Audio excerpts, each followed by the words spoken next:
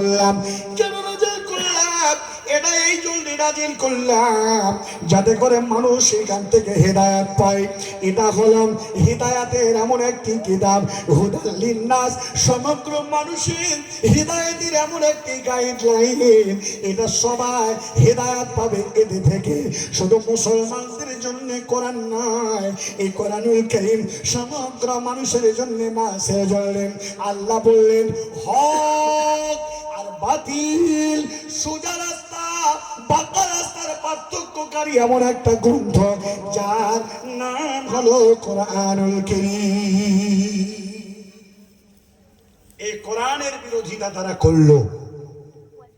বারবার একটা ঘটনা বলে থাকি আপনাদের, আজকেও কথাটা স্মরণ করিয়ে দিতে চাই।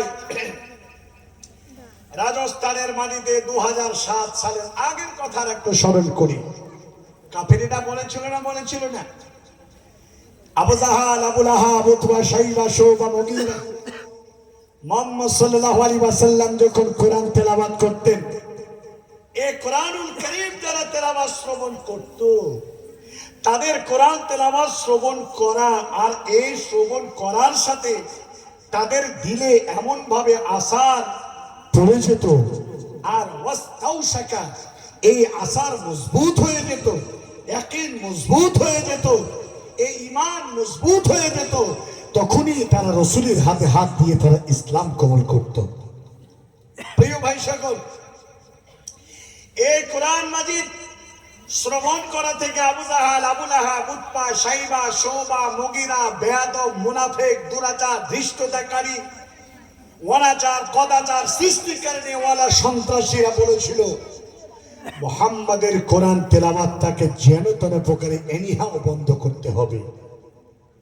কাবা শরীফের দরওয়াজায় লাল কালারের একটা কলমের কালি দিয়ে একটা বোর্ড লাগিয়ে দেওয়া হলো, যারা মুহাম্মদ বিন আব্দুল্লাহ সাল্লাল্লাহু আলাইহি ওয়াসাল্লামের কোরআন যারা শুনতে যাবে তাদের লাল উট 100টা জরিমানা করা হবে। তো যারা দরিদ্র সীমার নিচের লোক, যারা অসহায় দরিদ্র ডি গ্রুপের অন্তর্ভুক্ত লোকেরা, তারা বলতে শুরু করলো মুহাম্মদ সাল্লাল্লাহু আলাইহি ওয়াসাল্লামের কোরআন তেলাওয়াত শুনতেও যাব না, আর 100টা লাল উট জরিমানা দেওয়ার ক্ষমতা আমাদের নেই, অতএব কোরআন তেলাওয়াত আমরা শুনবো না।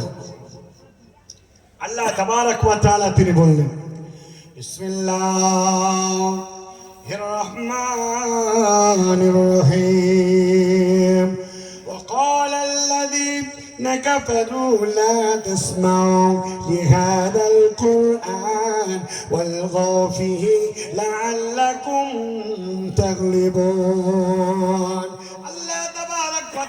ঘোষণা করে বললেন কাফেরীরা এই কথা স্লোগান দেয়, যারা মুহাম্মদ সাল্লাল্লাহু আলাইহি সাল্লাম যখন কোরআন তেলাওয়াত করবে তখন তোমরা হই হট্টগোল হইচই তোমরা শুরু করে দাও। হইচই শুরু করলে কোন যখন কোরআন তেলাওয়াত হবে, ওয়াজ নাসিহত হবে, এখন যদি সেখানে হইচই হয়ে যায়, এই জায়গায় নাসিহত চলছে, এখন যদি কেউ হইচই শুরু করে দেয়, কোন মানুষ এই ওয়াজ ভালো করে তার কানে পৌঁছাবে না। বিশ্ব নবীর কোরআন তেলাওয়াত চলবে, হইচই যদি তোমরা শুরু করে দাও, তাহলে কাবলা আওয়ালিন বাপ দাদার ধর্ম অবলম্বন লোকেরা কোরআন শুনতেও পারবে না, আর তারা ইসলাম কবুল করবে না। এই স্লোগান দিয়ে এই কালা কানুন তারা চালু করেছিল। আজকের যুগেও আবু জাহালের রূপ ধারণ করেছে, আবু লাহাবের রূপ ধারণ করেছে, উতবা, শাইবা, শুবার রূপ ধারণ করেছে, মূসা আলাইহিস সালামের বড় বিদ্রোহী দুশমন ফিরাউনের রূপ ধারণ করেছে। রাজস্থানের মাটিতে একটা ন্যাক্কারজনক ঘটনা ঘটেছে। রাজস্থানের মাটিতে কোরআন তেলাওয়াত করতেছিলেন একজন কারি সাহেব, যার নাম হলো মাওলানা শাহিদ খুরশিদ রাহিমাহুল্লাহ। আচ্ছা বলুন তো, আমাকে ধন্যবাদ, ভালো করে অ্যাটেনশন প্লিজ, আপনারা আমার দিকে লক্ষ্য করুন, ঘুমাবেন না কেউ। যদি আপনারা ঘুমিয়ে যান তাহলে আমি বক্তব্য ছেড়ে বাড়ি চলে যাবো, আমারও আরাম হবে। কথা বোঝেন কিনা? এখন 11টা 46 বাজছে, মানে 12টা বাজতে আর বিশেষ বাকি নেই। আমি 11:50 উঠেছি, 11:46 বাজছে, 1 ঘন্টা আমার বক্তব্য হতে যাচ্ছে। কিন্তু আমি আপনাকে বলছি, আপনার মেমোরি যদি ঘুমিয়ে যায়, কশ্চিৎ কালেও এই বক্তব্য আপনার কানে ঢুকবে না। আমি আপনাকে সতর্ক